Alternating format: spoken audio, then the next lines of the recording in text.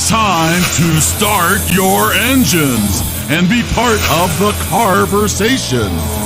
You can always ask the experts, Raffi and Dan Rosenberg, because it's now time for Clutch Radio.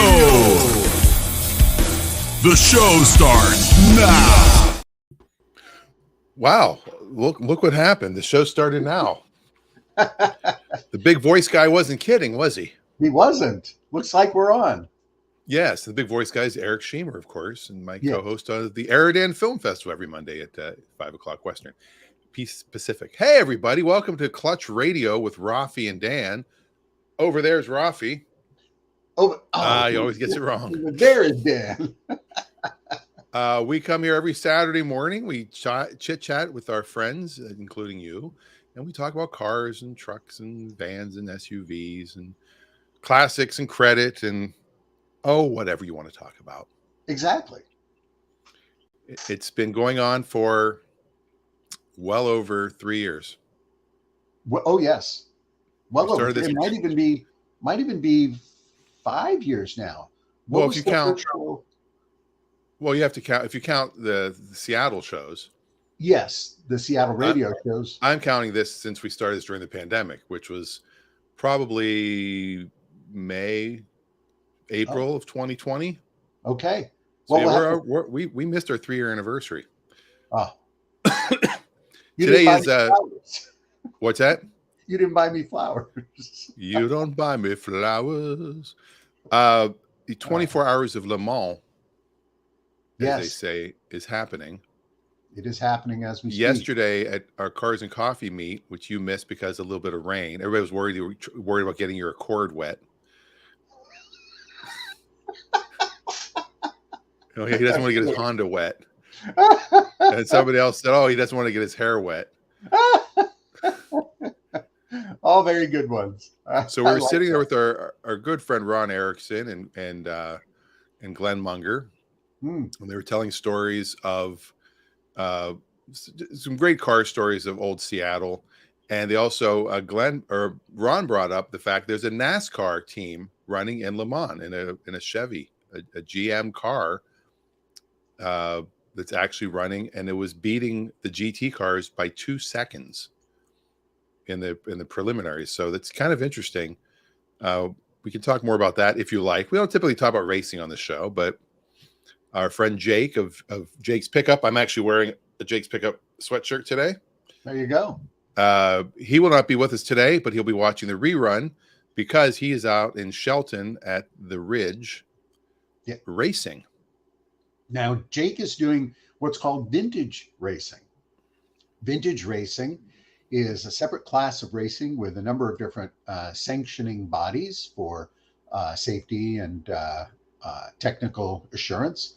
And it centers primarily around vintage cars and cars from the 30s, 40s, 50s, 60s, etc., that participate in racing. Very exciting.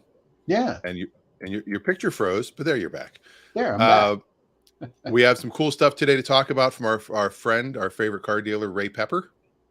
Very nice. He's got some, he sent me a video. I haven't watched it yet, so it kind of scares me, but he said this might be a good video for the show. I can see it's a blue sports car of some sort. That might be a Corvette. So I don't know if I'm going to play the video or not. We'll wait and see. I might check it real quick during something else if I have a chance. He also has a story about a car that he's selling to CarMax, which honestly, I don't know that I'd share that story as well and give away one of his big secrets. But maybe I will. Maybe I will. Careful. I know. Don't want to give away secrets. Also in car news this week, very big week if you owned any Carvana stock. Holy moly. Carvana stock it went up at one point, it was up 300%. Yes. And they used to lose $4,000 a car, but they made it up in volume, as the old joke goes. And then all of a sudden they were making, it said they're making $6,000 a car in the last quarter. Like, how can they all of a sudden go from losing? That's a $10,000 swing, Mm-hmm. which seems Now, very hard to believe. it could just be accounting.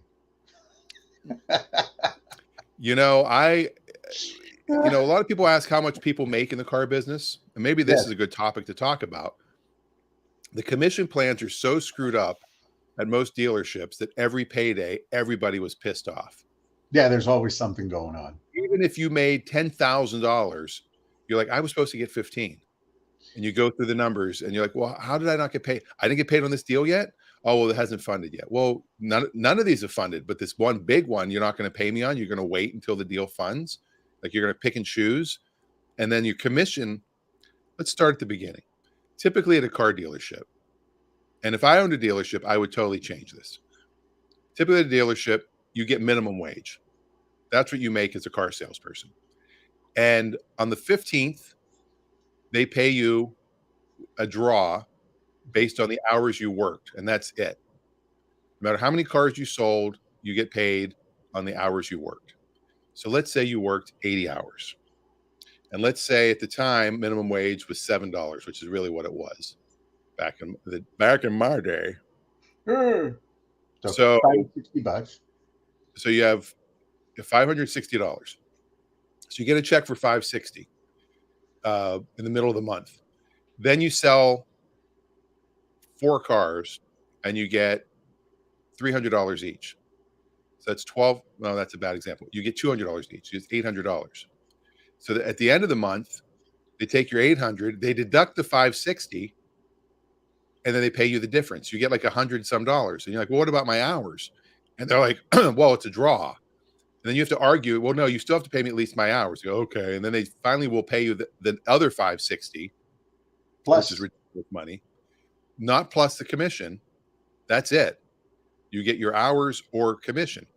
And then they would do weird things like they'd make contests where, if we hit 125 cars as a dealership, then the top used car salesman gets $1,000 bonus. And a set of steak knives. What's that? And a set of steak knives. Oh, no, that's only if you come in second place. Third place, you're fired. You're fired. I'm here for Mitch and Murray. I'm from downtown. But, they would always just mess with the numbers. We had Corvettes that, and then you get paid. Oh, the other thing, they pay you a percentage. So you see, in the ad, 20% commissions. You go, wow, car's $10,000. I'm going to make 20%. This is why people think dealers make so much money. It's 20% of the profit after what they call a pack.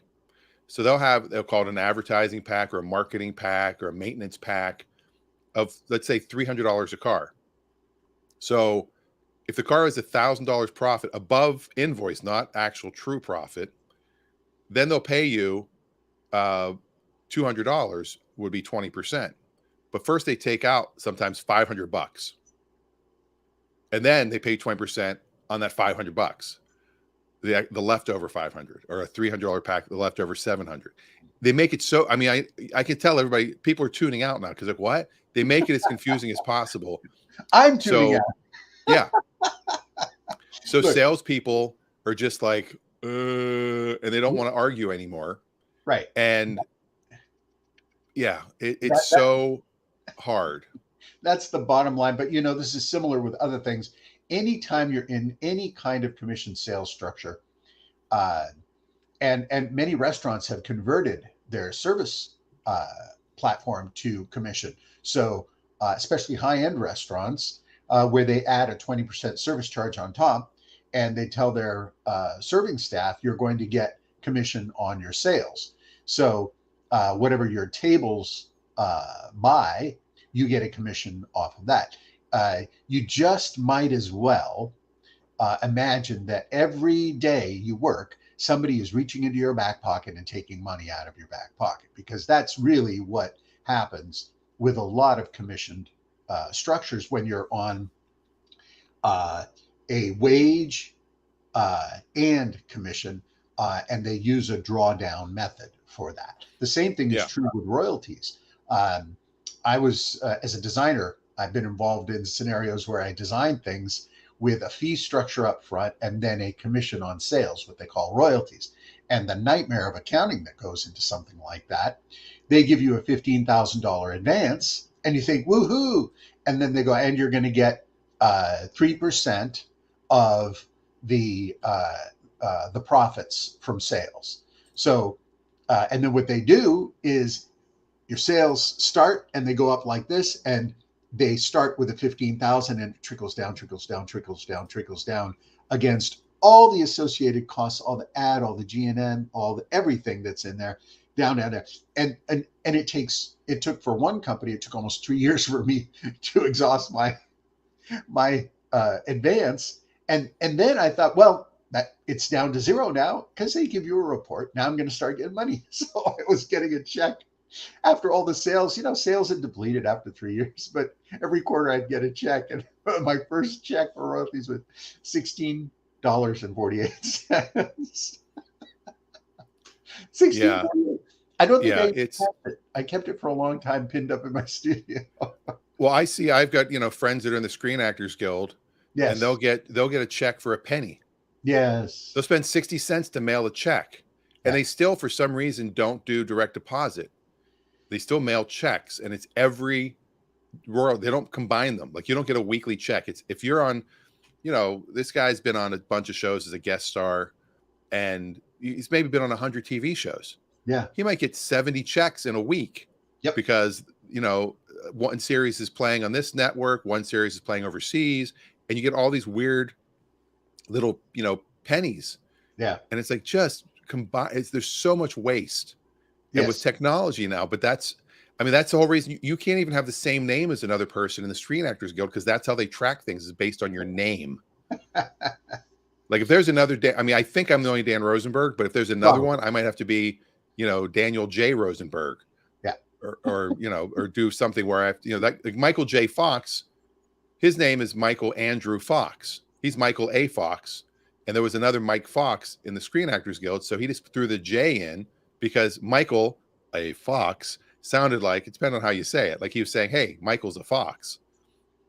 And he went by Mike. He doesn't go by Michael.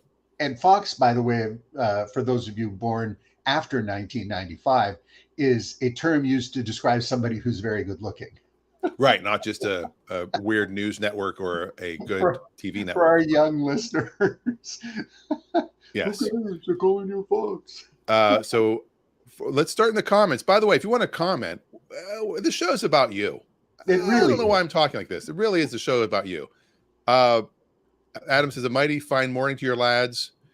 And basically, as a car salesman, you get royally screwed. Yes. You can, unless you really know your commission structure, or if you're working with a company that has an established commission structure. And whenever you go, and this is good employment advice for anyone, if you're entering into a job where they're going to offer you a commission structured salary, what you want to ask for is you want to ask for a sample of some of the commissioned payouts and how those were determined. You don't have to see the name of the people, but you want to see a sample for the revenue printouts and how those have been determined.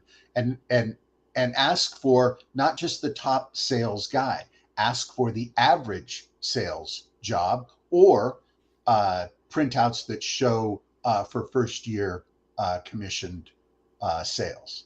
Yeah. When I had Dan Rosenberg Motors, and one of my memories in Jake is saying hi. Going out in the wet at 10:55. Awesome, Jake. Send us a picture. Text me a picture. I'll put it up. Be careful. Jake is racing, by the way, in the rain. And as you no windshield wipers. Yeah. As you all know, I don't think or headlights. You're going to want to be really careful in the rain, because traction, as you all know, in the rain is different from when it's dry.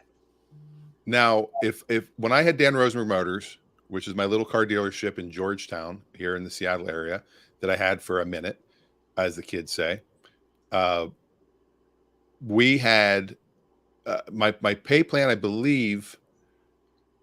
think it was $15 an hour plus 15% commission. It wasn't or, it was a plus. And this is, this was 10 years ago, 2012. 2013. So minimum wage back then, I think, was $8. And I was already on the Bernie Sanders curve of $15 an hour for the top 1%. Blah, blah, blah, blah. And to me, that's a great pay plan. It's easy as a manager, as an owner, it's easy to figure out too. Yeah. If I make 1,000 on a car, you make 150, plain and simple. Yeah. And you get $15 an hour for while you're there. It's both. Flat. It's just, it's 15. Super easy. Now, I guess if minimum wage is, I would probably do a 2010 would probably be if I opened a car lot right now, 20 an hour to work on the lot, because you can work at a gas station for $20 an hour now. McDonald's is 18. Yeah. So most places are. Yeah. So 20 an hour, 10% of whatever whatever you sell, you get 10% commission. And I think that, if you sell 10 cars a month and we make, $2,500 a car, you make $250, that's $2,500 plus $20 an hour. That's a pretty good living. Well, and nowadays, salaries are quite interesting if you look at the way they're structured.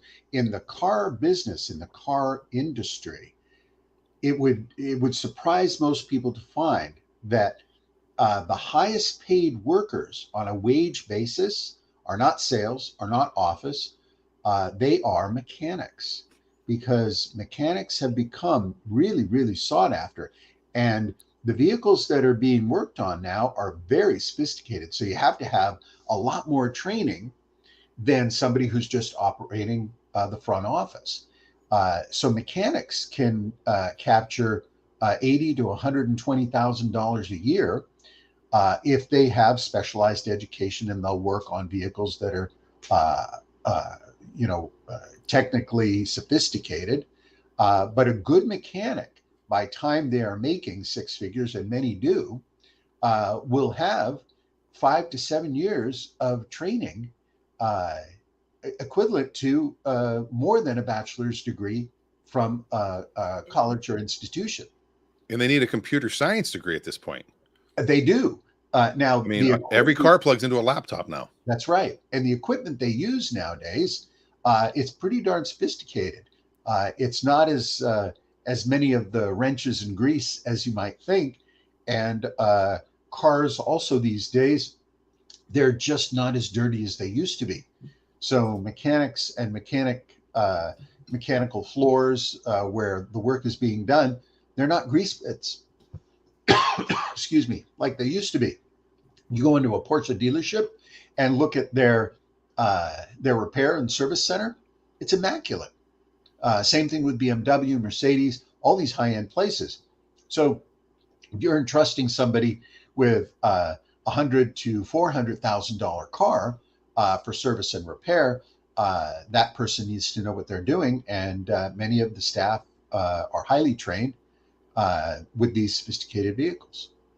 Yeah, and I do find it humorous, though, that you think that mechanics do make a lot, but F&I managers in a typical dealership, people, when you go in to sign your paperwork, those are usually the highest paid people in the dealership, sometimes more than the general manager, because some of them make $250,000 to $300,000 a year.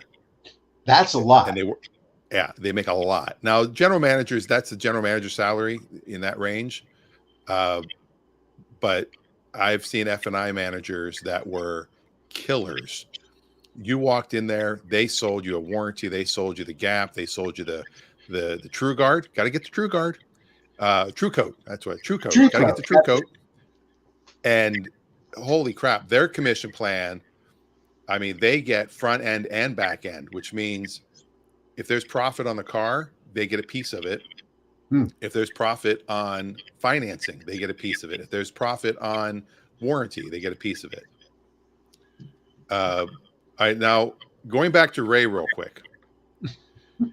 So before you go back to Ray, just for one sec, it's entirely possible, although we don't know this for sure.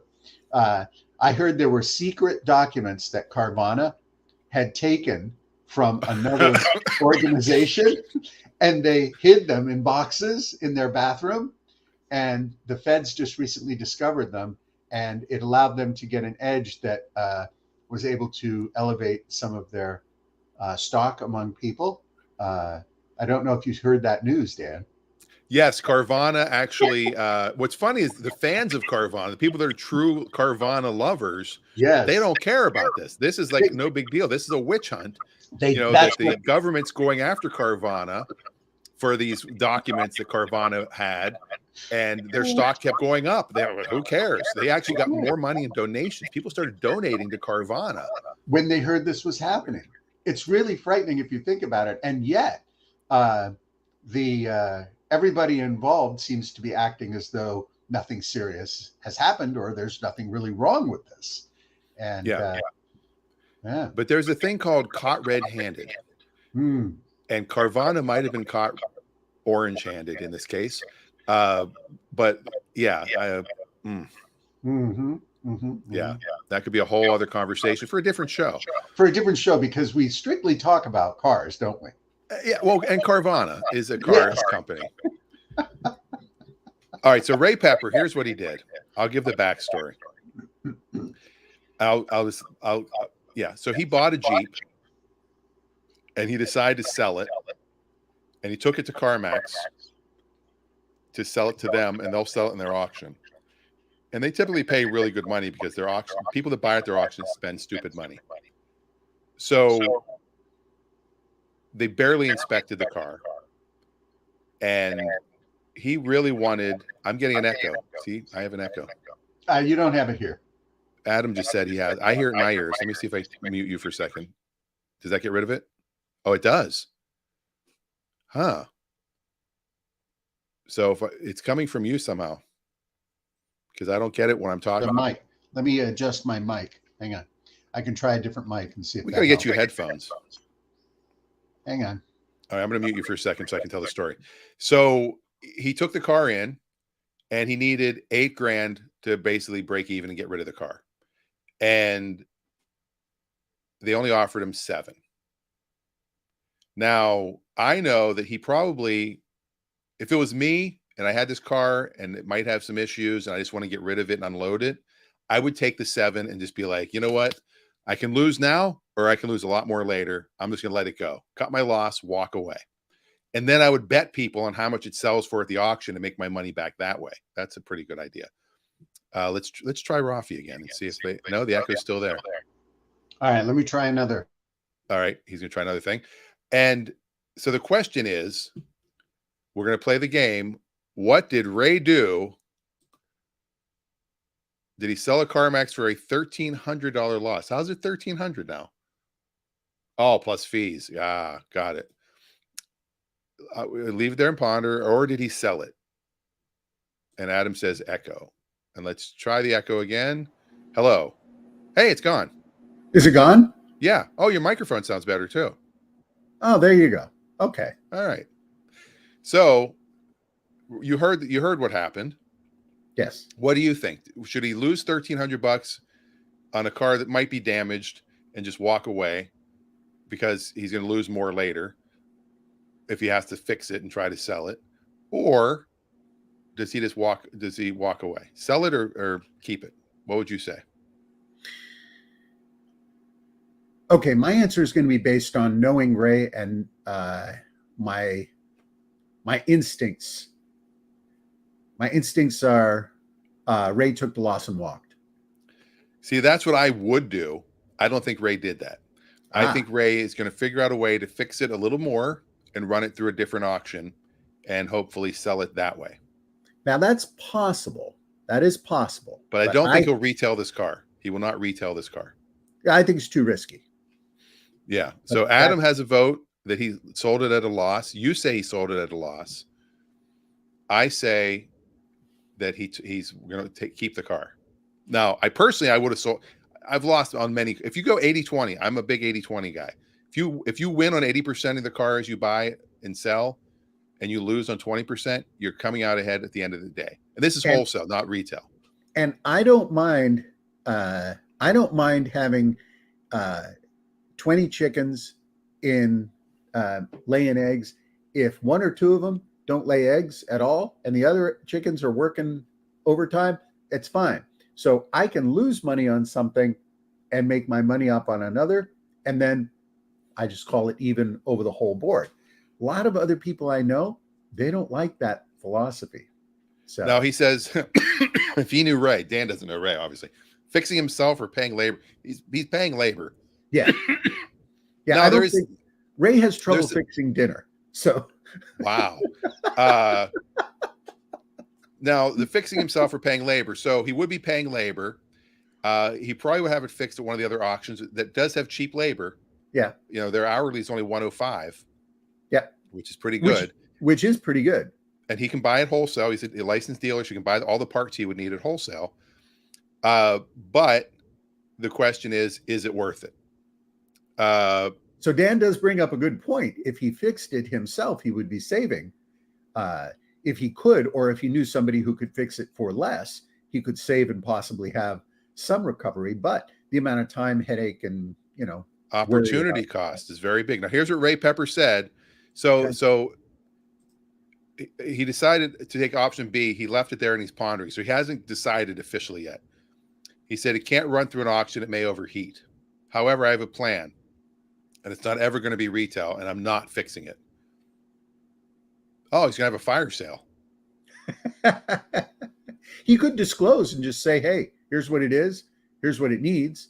And then try and cut it. If it needs something major, then it's, he's going to get $5,000 for the car. So the $7,000 now is, he's pondering, which is good. Because with CarMax, I think you get 7 days or 700 miles to make your decision, and the offer is good. You just take it in, they cut you a check, and you walk out. It's that simple. Now, Auto Trader, full disclosure, I work there. Will be having a new purchasing program very soon, and we will not let Ray sell us cars. I can guarantee you that. Sounds like a highfalutin program. It is highfalutin. And what's interesting is when you give people the chance to be honest, and Ray's an honest guy, don't get me wrong. Surprisingly, I mean, Ray just, that's why he'll never retail this car, because he will not give a customer selling at the auction. They do it pre-inspection, they disclose everything, then it's fine. But when you give people the chance to be honest, most people will. And I give this advice too. If you're buying a car on Craigslist or Facebook or any of these places, there's a few questions you can ask, but the most important is, what else is wrong with it? What else is wrong with it? Those are the 6 most important words when buying a car, because obviously they're selling it for a reason. And when you say to somebody, well, what's wrong with the car? If they say nothing, it's cherry, run. There's something wrong with every car. Unless it's, 2 years old. So you're buying an old classic. Well, what's wrong with it? Well, the windshield wiper on the left side doesn't really work that often. What else is wrong with it? You just keep saying that until they stop talking, and they will devalue their car, and they'll be honest, because just people don't want to lie. And those 6 words are so powerful when buying cars. It's one of the biggest secrets I had, if you want to call it a secret. I don't think it's that big of a secret, but when I've trained car buyers in the industry, it was always, what else is wrong with it? You just keep saying it. And then when you're done, and you write down each thing, and then when you're done, you say, well, how do the tires look? You always throw that in at the end, unless they've already mentioned the tires. Then you just throw one final thing in, and you always get one more. And then you say, okay, you want a let's say $5,000, and the car's worth $5,000, but the left windshield wiper doesn't work, the transmission slips in 3rd gear, the tires are bald, it has a slight oil drip, so that could be a multitude of things. So when you take all the things that you just told me about the car, you just knocked $3,000 off. So now that's why your offer is $2,000. Then you can justify what you're going to offer somebody. So just keep saying, what else is it? Now, Ray, I had mentioned a product that I've used when cars have had some leaking issues. The head gasket fix, he said, did not work. He says guaranteed his money back, so he wants his $50 back. Blue Devil was the name of it, Ray. And I've never used it for I used it for like just a slight oil leak. My little pickup truck has right around where the oil filter casing is. It leaks. And they thought it was going to be a half-hour labor fix. And they figured out it was 5.5 hours to fix that little issue. They had to literally remove the engine to get to it. And so I said, I'll just put this stuff in and give it a try. And it still leaks a drip, maybe a day. It's seeping now, I would say. It's not dripping. So the head gasket fix that you're talking about with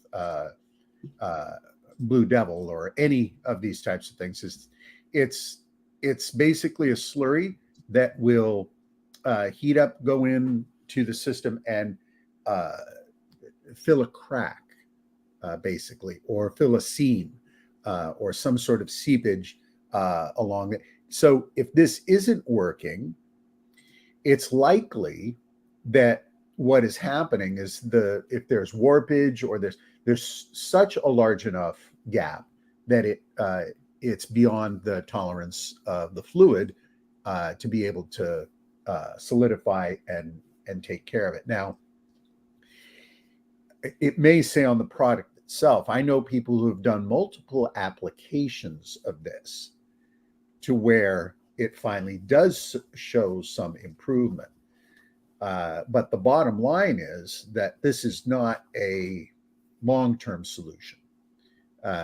It's really more than anything, it's designed, the product is designed to get you to either to a mechanic that's going to do the work eventually, or give you more time to still use the vehicle intermittently until you're able to have the money to be able to have it done properly.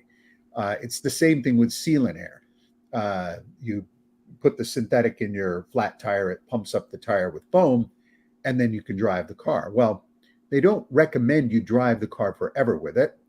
It's used as a way to get you out of a stranded situation so that you can drive to the tire store and safely change it. Though many people, including the company that make these synthetic tire inflators, have driven for hundreds, if not thousands of miles with a sealed foam inflated tire. So it can be done, but it's not recommended. Just like with the head gasket repair, the problem is that right now you have a head gasket problem, but if you let it get worse, you're going to have a complete engine problem. Right. Now, the big thing with these, and I've watched some videos on YouTube of people that have used these, if you don't follow their rules exactly, A, they don't do the guarantee, and B, it seems they make it so easy. Pour and go. But when you read the directions, engine has to be cold, number one. So you have to make sure you let it sit. You also have to make sure that you should basically chemically flush your entire cooling system before you do this. Because if it's dirty or clogged, this won't work. And most of them are dirty or clogged a little bit, especially if you had a head gasket problem, because there's other stuff. A head gasket can leak out, but can't other stuff get in? Sometimes, maybe. I don't know. I think holes are usually two-way. Cracks are two-way. Is that right? So you have to drain down the antifreeze below enough capacity for Blue Devil. So if you already have it topped off, you have to drain some. Some people don't do that. You have to pour slowly.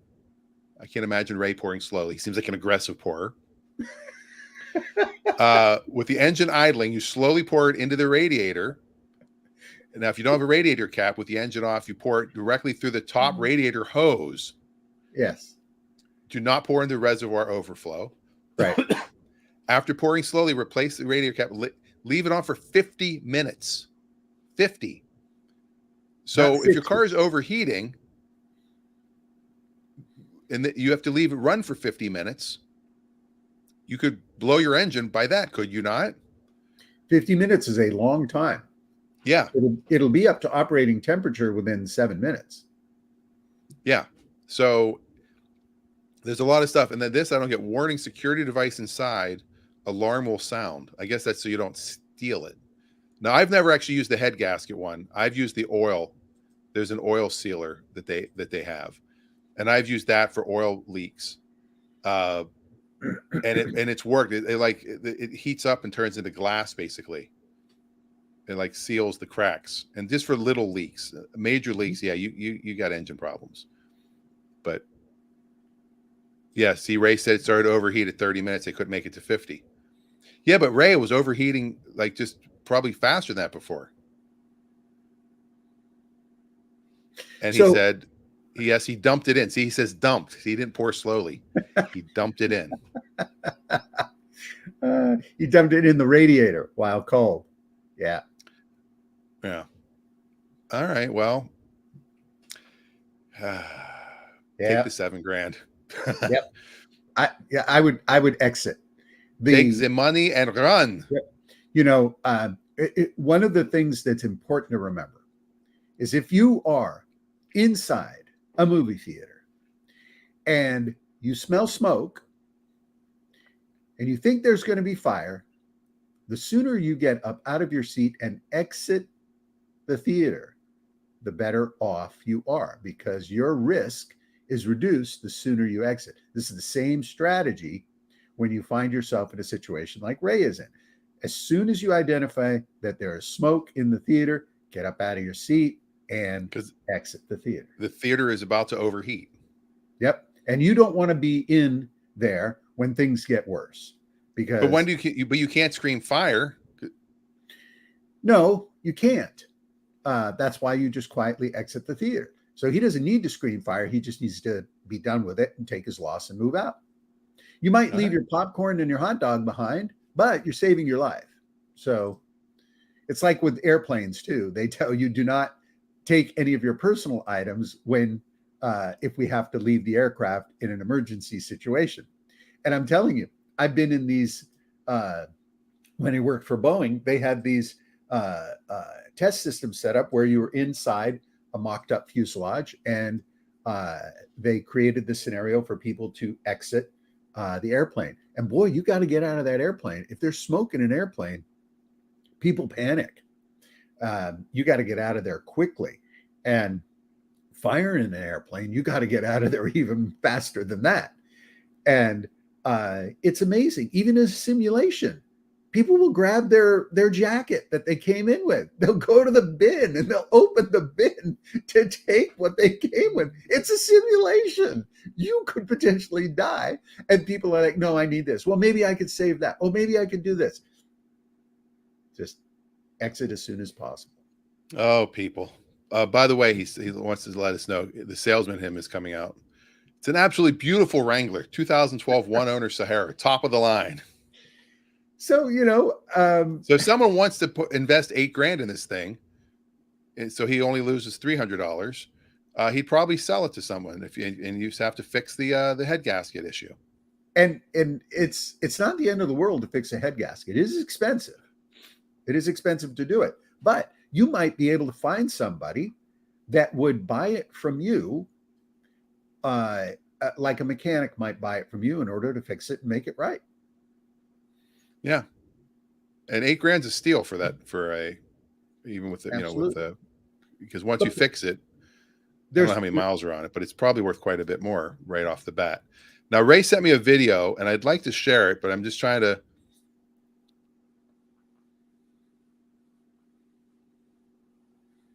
It's a Corvette. It's a 2020 Corvette with 1,100 miles on it. Do you want to watch the auction video real quick? Sure. Let's see what happens.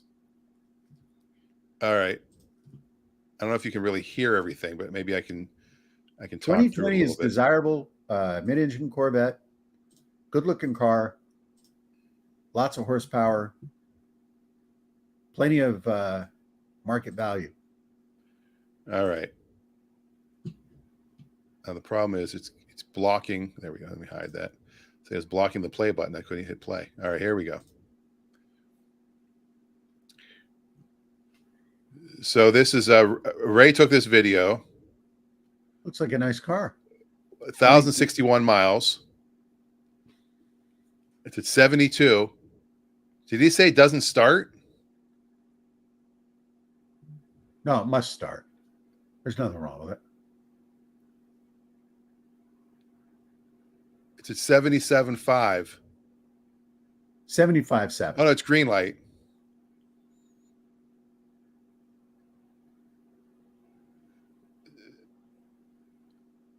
$76. Dick Hanna Chevrolet is going after it. That's a high price for that car. That's very high for that car. Now it's a 2LT. It's got the 6.2 liter. They always come with that. It's a 2LT.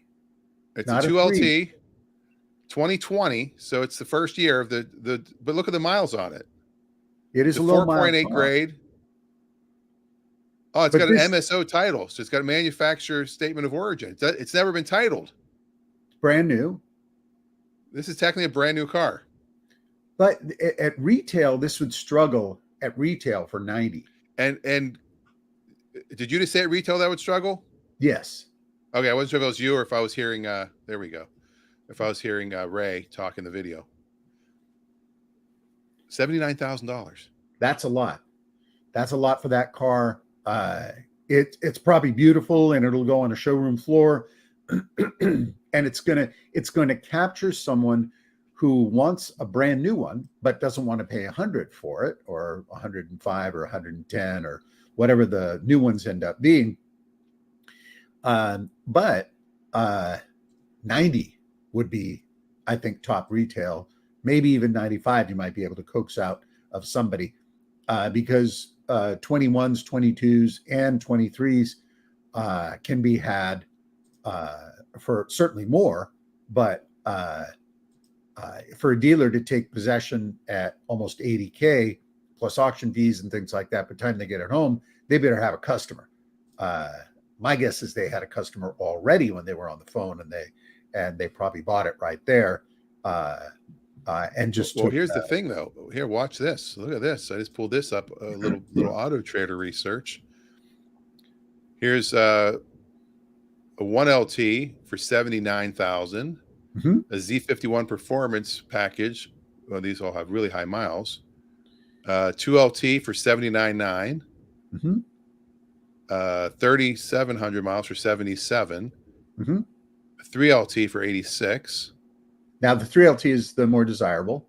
Yeah, another 2L. Here's a comp. 2LT, 943 miles for $82,000. Yeah. So it's a $3,000 mark. Oh, and look, that's the same dealership that was selling it. Gambling. Wait, that's the same car. What do they have it for?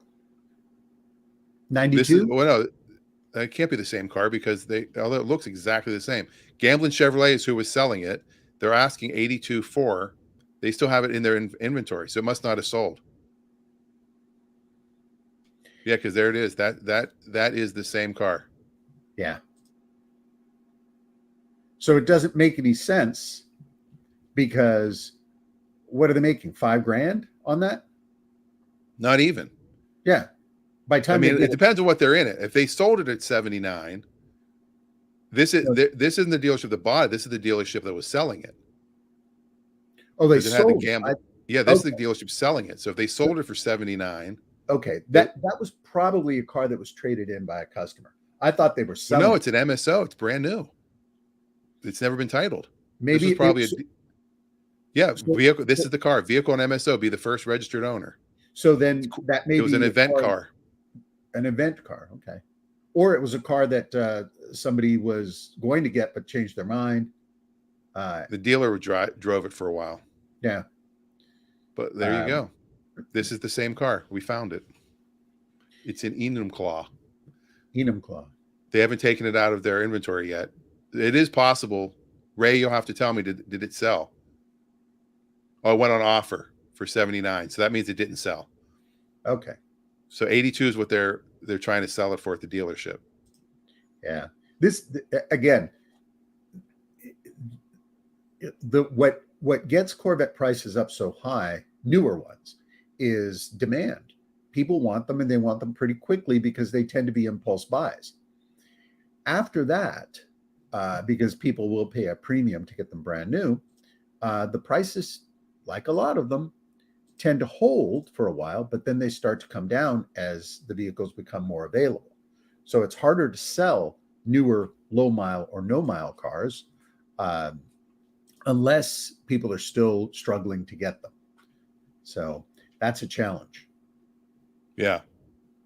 And they try to sell. It's funny. They try to sell it at auction and didn't get it.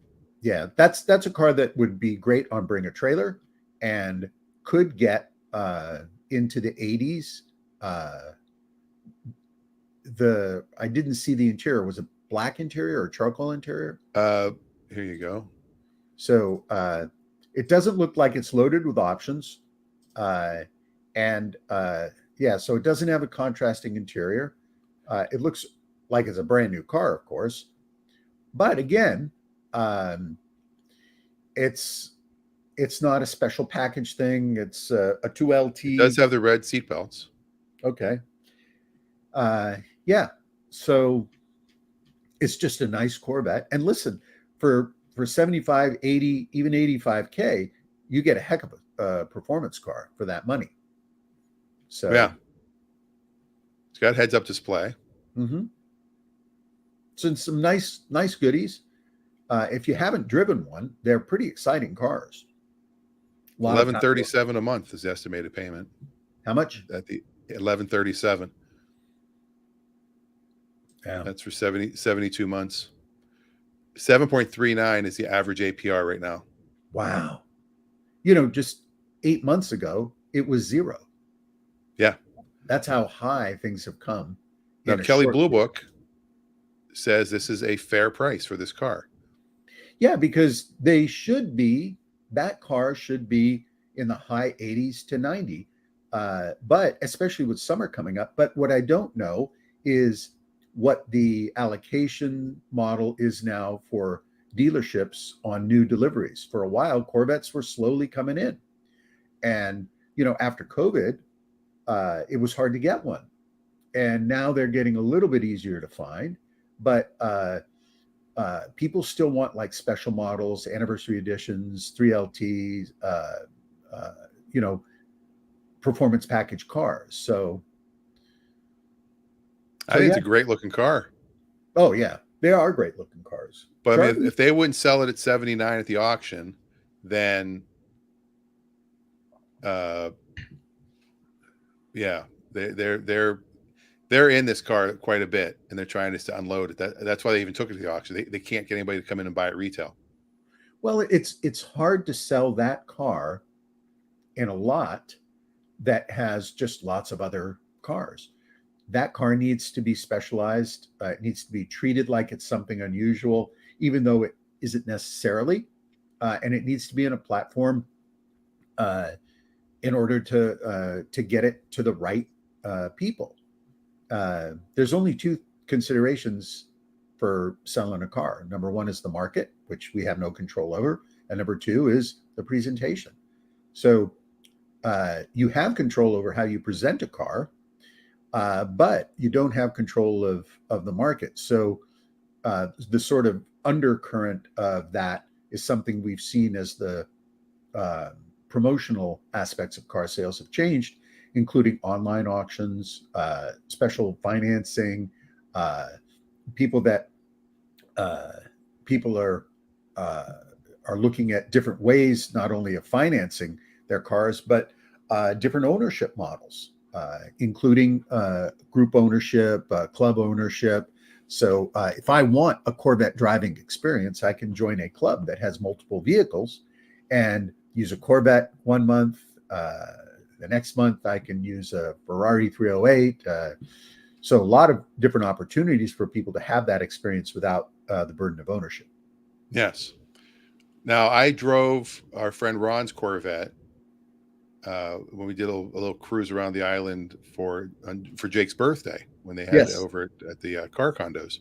First time I had driven that, one of the mid-engine Corvettes. Mid-engine. Wow. So I got to say, wow. No kidding. Yeah. When those cars get into the 20s, if they ever do, that's when I'll get one. The 20s? Yeah, they'll get into the 20s at some point.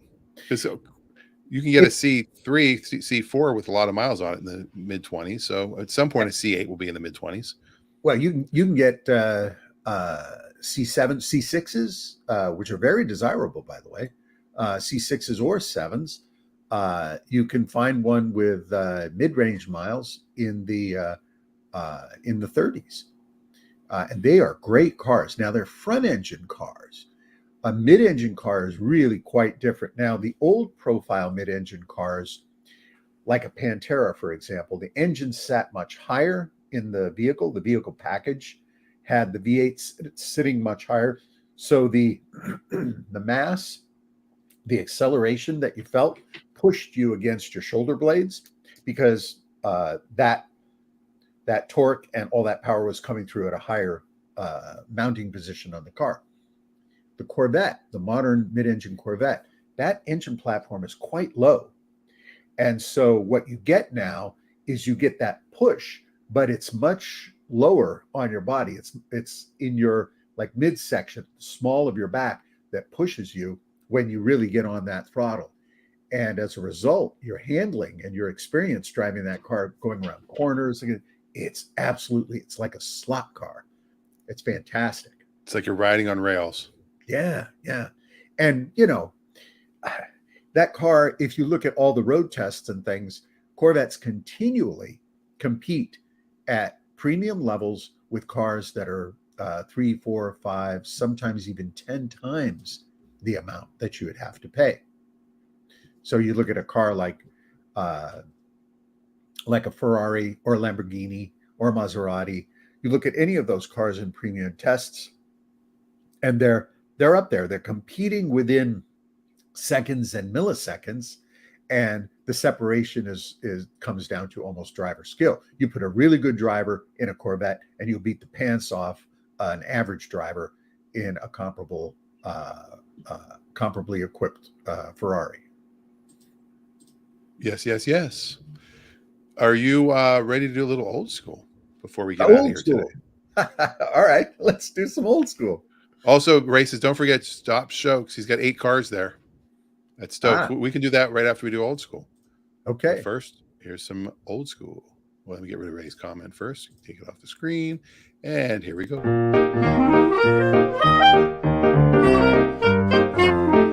Audio Jungle. All right, let's get ready for old school. Now, this is an interesting one. I was thinking a lot about what I could old school, and as it happens, I was going through the old schools that I had done, just to make sure I could make sure that I'm not repeating. And one of the things that I talked about fairly recently was the Chevrolet El Camino.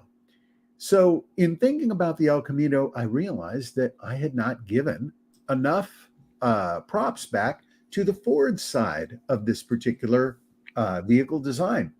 And as it turns out, the history of the El Camino equivalent with the Ford product, the Ford Ranchero, is actually quite lengthy. It goes back to 1957 when the Ford Ranchero was offered on the Ford platform. Now, utility vehicles had always been a part of the Ford lineup and the General Motors lineup, including worldwide production in other countries as well as Australia, which had what they called the Ute, or the utility. But the first generation Ranchero came in the late 50s and ran until approximately 1960 with the second generation one, which was a much smaller, more compact design built on the Falcon platform. Now, this was a smart move on Ford's part because it gave you pickup qualities with a fairly large bed, but in a smaller, more compact arrangement, so that you could actually have an affordable pickup truck, but in a sedan-like platform. This basic idea continued through the mid-60s and into the late 60s, where the Rancheros sort of intersected with the muscle car, and you got some very high-powered Ford Rancheros, including big block cars, GT cars, 428 engines. They offered literally all of the type of engine packages that you could get, including shaker hoods, Super Cobra Jet motors, 4-speed manual transmissions.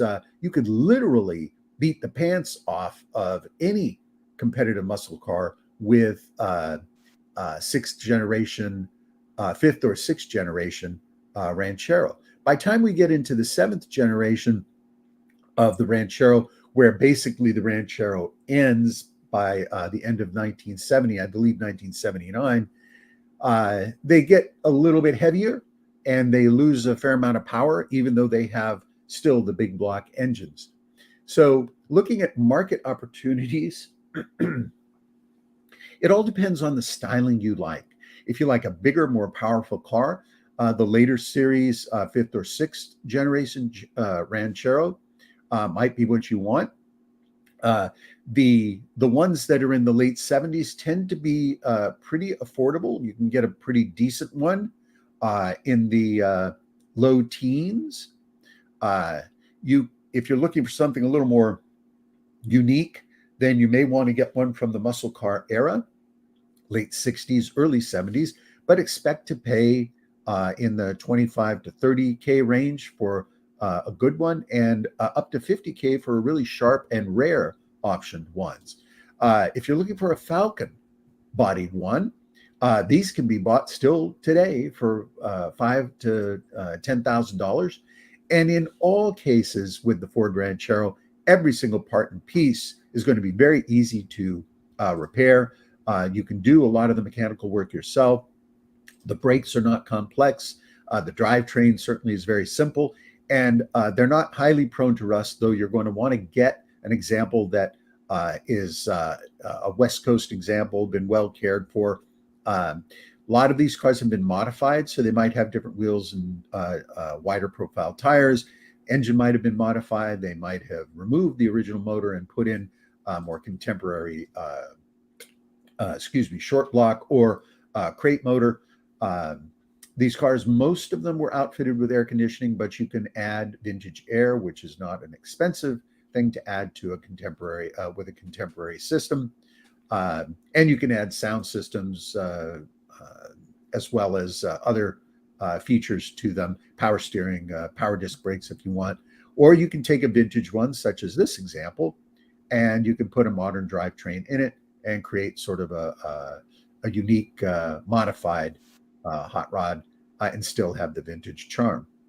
These have a great following, lots of people, lots of club activities, and depending on what you'd like for your personal sense of style, these can be a lot of fun for not a lot of money. The Ford. This one is gorgeous. Yeah.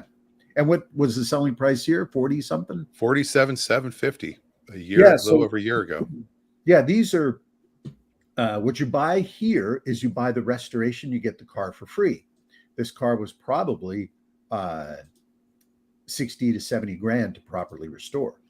They're not easy cars to restore in this era because there's a lot of chrome, there's a lot of detail, and many of the trim parts are no longer available because they are pretty unique. But for somebody who wants a lot of eyeball in a 50s car, here it is for under 50 grand with the wire wheels. It's funny to think that such a dolled up car with all of these options and all this chrome and all of these trim features was basically sold originally as a utility vehicle. But there's a nice little detail. Yeah, so somebody bought this one well. When did it sell? In 22? Yeah, about a year and a half ago. Yeah, I would have guessed that car with, depending on what the drivetrain package is and how nicely restored it is under the hood, I would have expected that car to have been closer to 60. It's gorgeous. The pictures look a little bit filtered. Yeah, sometimes Maybe that happens. The little filter on it. The wheels, look a little pitting on the wheels, unless they just didn't clean them. That could be. Those are hard to clean. But the interior looks fabulous. And again, for a car like this, most of this stuff is available. You can get all of it. And if you're handy and you're capable in your own garage, or you know people that can do the work for you, these can be fairly deceptive in terms of their restoration, because you think, well, I can buy all the interior components I need. That's only $2,000. And my buddy will paint it for me. That's only $3,000. And you think you can restore them for $10,000 to $15,000, and it's just simply not possible. The amount of time and effort it takes to replace gaskets, the window seals, chrome plating. Geez, if you have to do the chrome on this car, expect to spend anywhere between $9,000 and $15,000, depending on who does your chrome and how much shipping is involved in the back and forth, because chrome platers are harder to find than before now. Yeah. Now I like the door opening here. Yeah. How much room you get. Yeah. It looks way wider than a typical vehicle. These I've never really been into these, and now see, every time you do a new school, I'm like, oh, I'm gonna go look into this now. They're a lot of fun. And what's great about them is if you get one that is not beautifully restored or just nice and usable, you can actually use it as a pickup truck. They're very, very helpful. Yeah. Very cool. There you go. Well, somehow we hit an hour very quickly. Look at that. Now, one thing, a couple program notes. Next week is high school graduation for my son. We will not be doing a show next week. We'll take the week off. Congratulations. Too hard. We got family in town, and we're just going to take the week off. All right. The following week, our good friend Glenn Munger had volunteered a few of his cars. If we ever want to take a car out, he's got the old salmon colored Ford station wagon. Yeah. He's got the 53 Volkswagen. He said those two, we could take those out and do a clutch radio with those. All right. So maybe we'll have a very special edition, and we might do some pre-recorded or some post-recorded stuff as well to put up on the YouTube channel about those cars. All right. So I think that will be a different thing that will start in 2 weeks. And we might also have a drive in a mystery car. We might do that one first. I tell you what, I'm a sucker for that Ford wagon. I love that car. I know you do. Such a nice car. Wow. He needs room. Maybe that's one he'd sell. I don't know. La la la la la la. You never know. All right. Well, that's the show. Thank you all for tuning in once again. 3 years and going on. Yeah. I mean, I have to go through and count how many shows we've actually done. We have to be in the 150 range. Yeah. And we've taken a few weeks off here and there, but yeah. Yeah. And speaking of anniversaries, this month I will write my 100th article for Online Sports Car Magazine. Wow. Yeah, my design monthly series. It's 100th. So. Wow. Well, congratulations. Thank you. I think I've read 3 of them, so I got a lot of catching up to do. You have to share them more often. Yeah, I suppose I should. All right. Well, that's it. We'll talk to you guys later. See ya.